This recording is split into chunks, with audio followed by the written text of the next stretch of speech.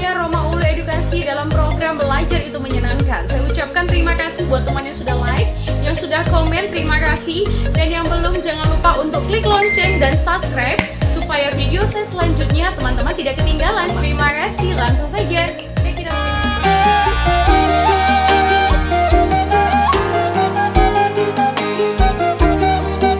Kisah Raja Uti dari dinasti Hatorusan.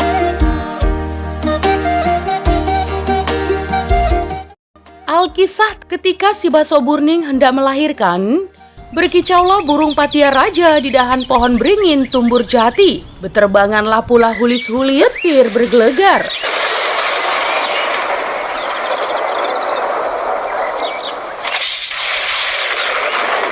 Tibalah waktunya. Lahirlah anaknya laki-laki, tetapi ada kekurangannya teman, karena kaki dan tangannya pendek, bahkan hampir tak kelihatan. Maka si Basoburning pun menangis melihat anaknya itu teman, tetapi dia dihibur oleh guru Tatea Bulan.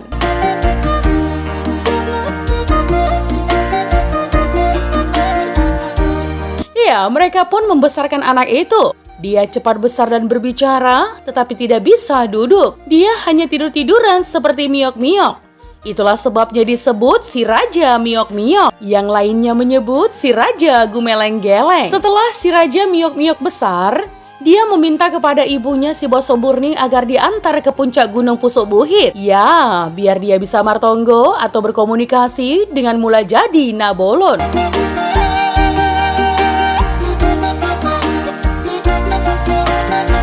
Maka teman, dia diletakkan ibunya di bawah pohon piu-piu tanggule. Biar kalau buahnya jatuh, ada buat makannya. Dia juga diberi punggah haumasan. Biar ada buat dijilat-jilat apabila dia lapar. Di tempat itulah si Raja Miok-miok martonggo. Biar mula jadi Nabolon berkenan melengkapi keadaan tubuhnya.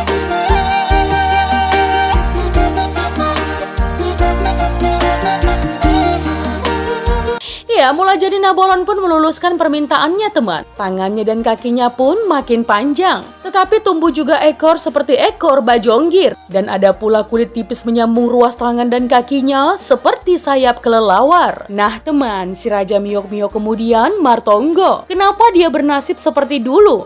Dulu ada kekurangannya, tetapi sekarang menjadi lebih.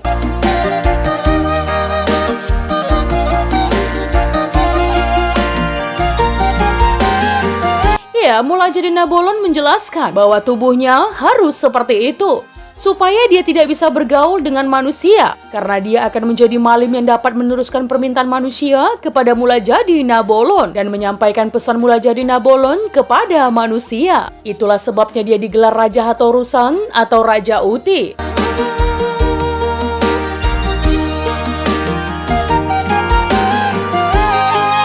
Nah teman, guru Tatea Bulan mendirikan tempat perteduhan di pohon piu-piu tanggule itu. Di situ ia ditemani ular baganding tua, bujonggir, untung-untung besar, dan burung layang-layang mandi. Nah teman, tidak ada lagi yang bisa melihat Raja Hatorusan selain guru Tatea Bulan, ibunya si Basoburning, dan adiknya Tuan Saribu Raja.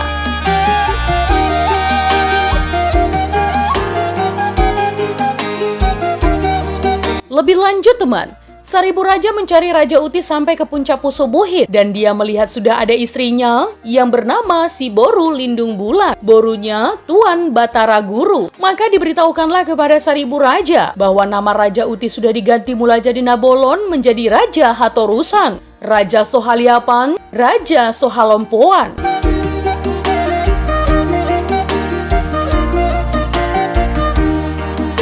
Dipesankan agar ada keturunan Saribu Raja yang mengambil nama Raja Hatorusan, karena dia akan pindah dari situ ke tempat yang akan ditentukan oleh mula jadi Nabolon. Nah teman, sejak saat itu tidak ada orang lagi yang melihat Raja Hatorusan, akan tetapi berita mengenai dia tersebar kemana-mana.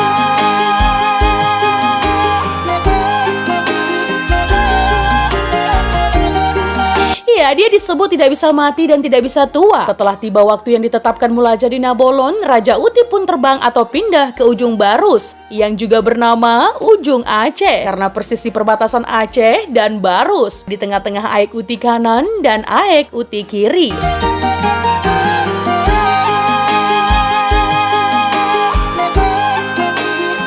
Disitulah didirikan rumah persaktian dan mimbar persembahannya. Hanya Raja Uti yang tinggal di tempat itu, dikelilingi ulu balangnya atau pengawalnya. Mereka lah yang meneruskan pemerintahan dan yang menyampaikan berita kepada Raja Uti.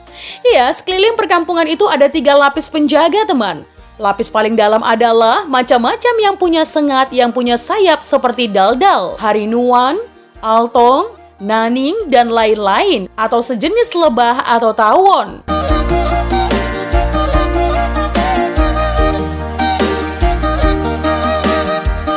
Lapis kedua, binatang-binatang berbisa seperti kala, lipan, bermacam-macam ular berbisa, dan lain-lain.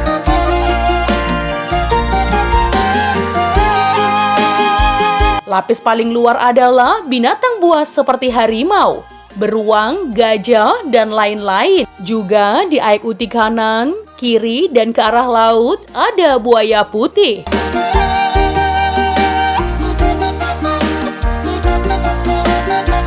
Ya, tidak ada orang dalam kerajaannya itu yang bisa melihatnya.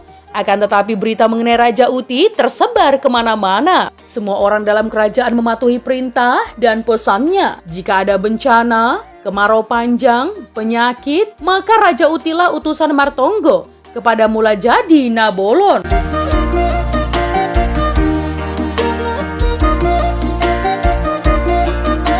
Lebih lanjut, teman, manusia yang dalam kerajaannya percaya bahwa Raja Uti tidak bisa mati dan tidak bisa tua karena tidak ada yang bisa melihatnya. Tetapi dari kepala pengawalnya kemudian ada cerita yang bocor yang mengatakan bahwa kerajaan Raja Uti sudah berganti beberapa kali, tetapi tidak ada yang tahu penggantinya.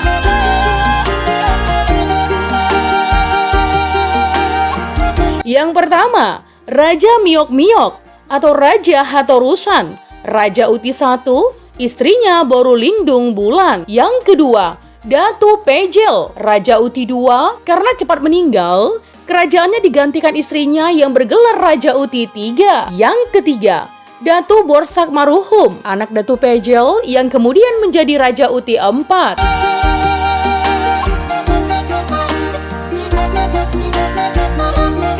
Yang keempat, Datu Along Niaji yang digelar Raja Uti V. Yang kelima, Guru Longgam Pamunsak digelar Raja Uti VI. Yang keenam, Datu Mambang di atas yang mengambil istri Boru Tompul Sohapupuran, kemudian menjadi Raja Uti VII. Yang terakhir yang memberikan kerajaannya dan kesaktiannya kepada Raja Manghuntal.